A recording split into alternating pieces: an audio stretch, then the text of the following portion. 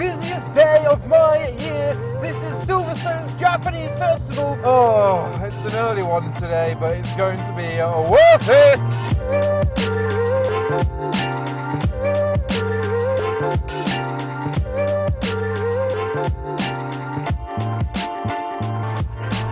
What? People are already here?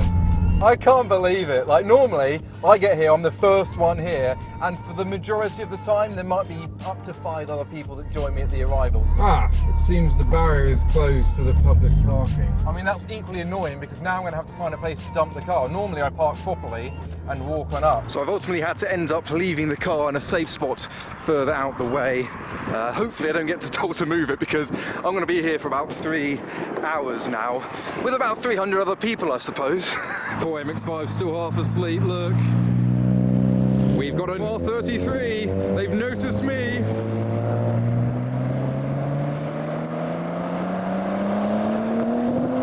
There we go. Oh, that's rare. A stager that hasn't had an R34 front-end conversion. Oh, yes. Got a pair of Datsuns interrupted by the Micra. The one at the rear is yellow. That's lovely. Yellow Datsun 240Z. Why potato, says the number plate. Still can't get over how many people are here. You got the Mark 1 MX-5, got a green Mark 2 with patterns on it. But for a rather bizarre turn of events, this is all the public cars that are arriving, and no one's coming in from this way anymore. It's all from this way. You got a boosted Astra. But this is the queue that I'm going to have to join myself any second now. Here goes the Astra. Also, having a look down the road, the queue is really backed up again. Police are having to control the traffic on their bike there. And here there's a Corsa talking to the marshal about the goings-on and happenings and occurrences, and the S2000 and everyone else has decided to park behind him. Maybe it's an angry local that doesn't want to come see Japanese cars, although the S2000 is questioning where he should go. But whilst there is traffic flow, I am not looking forward to joining this queue myself when I go into the event. Got the Evo coming in as well. Evo 8. I reckon it's going to take me maybe up to an hour to get in. By the time I've parked up, walked in, there's a big queue of people on foot to get in as well, so oh well. Oh, so into this traffic I go. There's a beautiful coloured Z3 there. But the plan was to get a good space in the car park and advertise my show, which has tickets down in the links in the video's description, but no. That wasn't great advertisement. I guess people can kind of see as they roll in. Well, let's see how long it takes me to get inside the show. I've used up 3 batteries already just from the arrivals. Oh. So it's 10 to 11 now. Let's see what time I actually get in. Whilst I'm in this queue, I might as well have my breakfast because I had no time for that this morning. So I've got the classic choco flavour waifu. There's links in the video's description with a 10% discount for this as well. It fills you up between 3 to 5 hours, has 26 vitamins and minerals, high in protein, lactose-free, gluten-free, no added sugar as well. So if, like me, you're in a rush on the way to a show, you don't have time to have a proper meal, this is a full meal. Breakfast, lunch, dinner, whatever you please. It's very convenient for these shows in particular. I've actually got 2, just in case I don't have time for lunch, because it's such a busy show. So hit the link in the video's description and use Adam-YouTube to get 10% off your order. Lovely. I've got an R34 GTT in traffic, which is still horrendous. I mean, the traffic's horrendous, not the skyline. And an R33 and a yellow Glanzer. But we're finally in the car park, and I've never had to park this far away from the entrance. Oh, they're directing us even further now. That's not fair. Thank you. This is the furthest corner away from the entrance possible. One advantage of being parked so far away from the entrance is I get to look at all the cars on my way through, like the IS200 to my right and the VXR to my left. You got an S14 just poking out over there, and up here a wingless Toyota Supra from Belgium. Come all the way from Belgium to just park in the public car park. Oh, but I have to check out this little E21 BMW 3 Series in cream. Got the BBS's. That's lovely. Got the orange S2000 in front of that too. It has been funny this year how many people have been asking me, am I going to this show? Of course I'm going to be here. It's the largest Japanese car show in the world. I'm going to say that. But I am finally on site. It took about 20 to 25 minutes to get in here. There is a new drifting section. There's a chrome E46 doing some skids. I know it's not Japanese, but we'll have a look.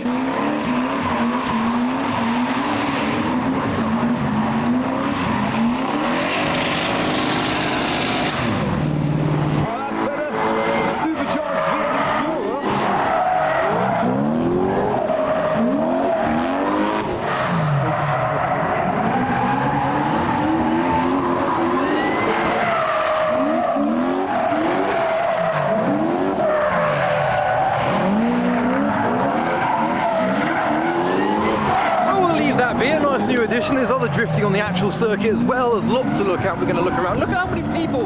This is massive. You're going to notice a lot this year that no cars are allowed to park on the grass because of the British weather we've had recently. As you can see, an entire lake has formed, but somehow they've let an Aston Martin into the show. And even the police are on display. This is the club stand section, presuming this club is the Championship White Club. And this club prefers a cream chaser to white. We even have the Honda Type R Club of the Netherlands. They've come all the way from the Netherlands for this show. And I've seen cars come from France, from Belgium as well. These are British cars. There is a white chaser, and here is the Winning Blues Club. I guess the name of this paint colour is Winning Blue, and going by the fact that this is outside of the perimeter, they weren't allowed into the Winning Blues Club. We should take a swift glance at these, purely because you got some leopards on display, as well as a Swift Ute. A bit of a DIY job here, but they've made it into an impractical Swift, where you can steal stuff out of. I love this. You got the RX-8 Club, and of course, that's where the AA are. Apparently it's day one and they already suspect him not being an MX-5 in the MX-5 section. Maybe his other car is an MX-5, but that is not an MX-5 in the MX-5 section. Oh look, they're fist bumping each other. Oh, cheeky. Here's a peculiar one. You've got the R34 4-door and an R34 5-door. It's a Stager with the 34 front end. And here's an even more peculiar one. These are Korean cars. There's a Japanese car. Oh, now I'm fond of this Evolution section. You've got the Evolution of Evolutions. That one's particularly insane. And with the Evolutions, you have the Pajero Evolutions, a trio of Pajero Evos, very rare cars on display. We have an array of modified MX-5s. They've really transformed the front end of that Mark III there. I know, during the arrivals video, I told you I'd have a look out for this MX-5. So at the rear, oh, I thought I saw 3. No, it's just twin exhaust pointing upwards. I thought I saw 3. Oh, the AA man has moved on to his next victim. If you ask me, I think the Lexus and the Supra are about to kiss. Oh, someone's causing a nuisance. You'll be banned from the event for life. But I know I keep banging on about the Toyota Chaser, but this one definitely deserves some attention from this angle especially. Look at the width of that. That's the widest track I've seen on a Chaser ever. But we've headed over the bridge to the other side to the absolute vast majority of cars. Oh, there's some kind of diesel revving Civic in the distance. This R32 has a very large gob. And we have this OEM S14. He is completely unable to modify it with that number plate. You got like service books. There's even a mirror underneath. And I feel almost obliged to show you the turnout of Mr. 2s of all generations parks as a whole. And this one in particular is missing some of it, and they've not quite worked out how to tow, but they'll get there in the end. It's actually a barbecue in the back, and then you've got a pair of seats so you can sit in the front of the trailer. But for a bit more entertainment, we're in the MX-5 section, so you've got the yellow lifted example, a Mark II, off-roading tyres, including one on the roof as well. You can tell by the mud that it's used for its intended purpose. But here's an MX-5 we've seen before, but he's got some new additions, including the exhaust sticking out the bonnet and a mane, or like a beard? Yeah, a beard. Like a Scottish pirate. And whilst you can draw on the bonnet, there's no room, and I don't think I'll be able to beat the artistic nature of some of the comments. But my favourite part of this car in total is the bottle opener and another police car. Ooh! But don't get under the impression that a lifted MX-5 is unique. They're actually quite common. Again, off-roading tyres all around, and this time on the boot is where the spare one is. You got the snorkel. I think it's safe to say there are too many MX-5s to look at. This one, this one, this one, this one, this one, and this 1.5. But if an abundance of MX-5s is not your thing, don't you worry, because we have even more of an abundance of R35 GTRs. So these guys are standing behind one to film the pops. I don't think it's flaming.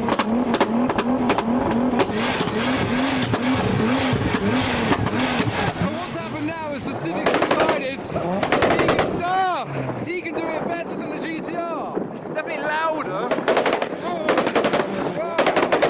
That's not pleasant. I should probably tell him it's not pleasant, although everyone wants to hear it. I think Specsavers do hearing tests. They should sponsor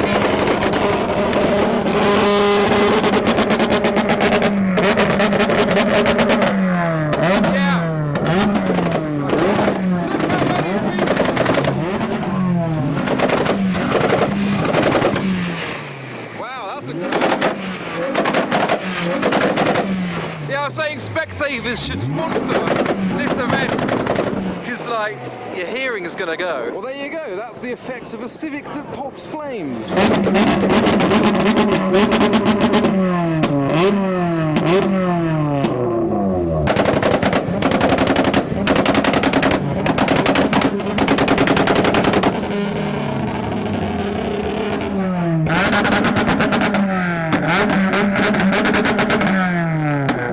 Well, that's put me in the Civic location, so it'd be rude not to look over the Civics. This Civic isn't even a Civic. I'm guessing by this bonnet, yes, giant turbo, even with a screamer to stick out the bonnet on this example, EP3. But up the bank at Silverstone is where you can find the Mitsubishi Evos and their demonstration of off-roading capabilities. So it's still hard standing, it's not grass, but a bit of off-roading was required. Although, I don't know what you're going to think about a slammed Mitsubishi Evo 9 FQ340 carbon fiber front end, presumably on air rides. I love the look of it personally, but what do you think? Screamer out the bonnet there, bit of golden mesh, got the Enkies and a new display of drifting vehicles, and that is a rear-wheel drive Golf drift car. Apparently, amongst all the drift cars, there's 26,125 brake horsepower. And for another episode of Cars That Shouldn't Be Here, we have a Rover. A Rover with a note on its dash. Yes, it's a Rover. It's based on a Honda Accord. It's also a Japanese import. But still a car that shouldn't be here. But I suppose I should head towards the show and shine section. That's where some of the more modified cars of the show lie. Although this GTR is not there, and it is definitely one of the more modified cars of the show. Cream Development wide body GTR. I'm not sure which phase of their kits this is, but look how extreme that is. You've got the carbon fiber, so much extra width, a bit of tuck in there. You've got the deep dish bronze wheels there, sat on the floor on air rise. You've got their own design on the wings, on the bonnet as well. Insane looking R35 GTR. And for another showy GTR, you've got the full chrome wrapped Nissan GTR as well. We had a little look at this on the arrivals. I think it's been going around track, hence the tape over the headlights. It leads us into this little paddock area. The Mark III Supra looks rather special in a lovely shade of purple or pink, whatever you want. R33 orange intercooler, Mark IV Supra as well. It's very windy today, so sorry about the wind noise. How's this for a rarity? An imported Toyota Pro Box with the steely wheels, bit of Japanese writing down there. I don't think I've ever seen a Toyota Pro Box before. It looks like it's just fallen out of the streets of Tokyo. And just beyond the Mazda 3 MPS with Cherry Blossom, there are more revolutions. I think it's a boosted Yaris. Warming up their bacon back on the Yaris engine.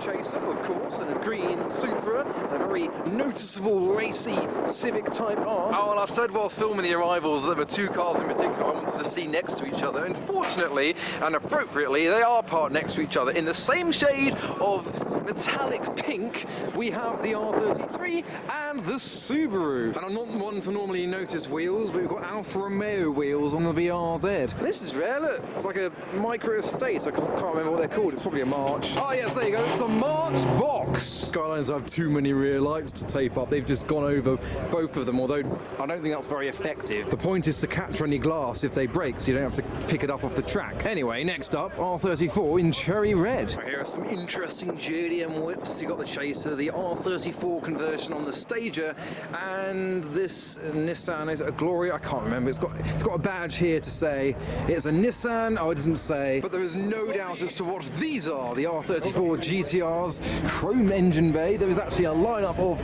quite a few of them. Understandably, this is where the majority of the crowd lie. But the MX-5 Owners Club starts what's a bit of the show and shine section with the Valeside Tokyo Drift 350Z, and by the Type R we have the G37 wide body in a beautiful shade of teal, and the pink Chaser. And a definite crowd favourite at the show, this Honda NSX. Now I'm pretty sure this came to Adam Seafest, and now it has a new livery. I'd love to see it there again. I'd love to see you attend as well, There's tickets down below in the links in the description. Oh, and based on the NSX we saw earlier, I don't know which one's my favourite. Oh, why is no one paying attention to the little RAV4? It's like a lunchbox on wheels. I love it. A lot of dots over the paintwork. But here is where some special cars lie. Got the big power JZX100 Toyota Mark II next door to the Bayside Blue R34 GTR. Here's just in front of the Time Attack FB Mazda RX-7, and a demonstration of how liveries are getting more and more popular. I think this year is the year of the livery. Got HKS on the GT86, and here at the scrutineering bay is where the proper show and shine section is. So let's roll the music and see what's turned up. You ain't see me activated. You better hope that you never see me agitated. I think about my actions, plan them out, evaluated. That's how I end up on the top, man, I'm calculated. My mind's a weapon, my body is the engine. I'm never second guessing, I just do what I was destined. Cause I feel I got the blessing, persistence and obsession. That's how you keep progressing, I already learned that lesson, yeah. There you have it. Still quite windy. Let's see what else we can find before it's time to film the cars leaving. I don't think that L plate's true. We are able to draw over a R33 four-door. It's all in aid of charity, but I have no cash on me right now, so I'll save my space for someone else. Let's see what we can find. A bit suspicious. Can't work out. Oh, are they turning into some eyes? Yes, and it's an M3 GTS R, apparently. A hungry GTS R. I think most agree it's actually an M3. So we'll leave the M3 behind. We'll see what else it has on it by the time it leaves the show in the next leaving video. See what else we have for the final moments of this show. Like a Civic, which I noticed had a lot of green, but it's got more green than I initially saw on the arrivals, because look, the engine bay is very green. Also, this was a late arrival. It's not Japanese in the slightest, but it's got in. It arrived with the Evo. That is Japanese, that is allowed in, but the hot rod? I don't know. I was questioning amongst my peers as to why he'd bother taking it all the way here without displaying it, but he is displaying it. Oh, there's an R32 leaving. I need to go to the exit at some point soon. In fact, I think I might have to make this S-body lineup my last look of the inside of this year's Japanese festival. Look, cars are leaving. It's happening. Unfortunately, I need to go all the way back to my car to collect a few things before I can film the cars leaving, and that's miles away, but it's part of it. I've also noticed this 124, look, he's got a UNOS badge on the front of it, and look, warning, this is not a real MX-5. We do know that. Oh good, there's another car with drawing all over it. So he's 95, sheep shagers, there's a member, hump me daddy. I wish this was a Honda. Your I love hot dads, there's some eyelashes and mascara. There's this little dude. But the largest piece of devaluation about this car is the giant Volkswagen badge that's been drawn on the bonnet. Anyway, GTRs are popping, banging. Oh, I'm missing the content, look. So I've got to walk back to my car, then back to where the roundabout is to film the flames. I might have to run. This is what I do. Oh, here's the S14 I was too lazy to go have a look at earlier. And behind it is the high-vis orange Mark V Supra. But I've been distracted, I need to go over there. But look, there's another Mark V Supra with a very vibrant colour. The brightest screen I've ever seen. Mark V Supra next to the GT86. I think I might be able to squeeze through here. Oh, look, he's left his side lights on the Micra. Oh, yes. Oh, yes. Oh, that was close. Right, let's move this car closer to the exit. Where's the battery that I came? That's the reason I came here. I can't really drive with my Adam Fest branding on, but I'm gonna try. Oh, another chaser in the car park. That could be number 19 if I didn't see it earlier. Maybe 20. So the roundabout is just here, and my space is going to be just here. Just perfect. Let's go. I might have overshot it a bit. I blame the Adam Fest thing for blocking my view. Oh, well, here we are before the mass crowd appears and before the cones appear, before the police appear to film the cars rolling out. Squeaky belt. Oh, happy now. I can relax. Something's noisy. It's the Supra. So this is where they all come out of. Toyota Sierra. I mean, you'll find out in the leaving videos because there'll be full videos of cars leaving coming up, but the police are now here. Cones are out, police are camped at the road there as well. It's amazing how different it gets, the atmosphere, when the police arrive. Oh, Chaser could have done so much more. Oh, the police are up the road as well. But it's been about, I think, well, it's been exactly 11 hours of filming non-stop this entire time, this entire day. I might have stopped once to chat to people, but Other than that, it's just been walking, filming, non-stop for 11 hours, which really does have an effect. I've had like 4 energy drinks, a couple of Y foods as well, chatting to a few people about Adam Seafest, and it's just been crazy, the amount of police. So there will be full, I think, 3 parts of the cars that are leaving this show.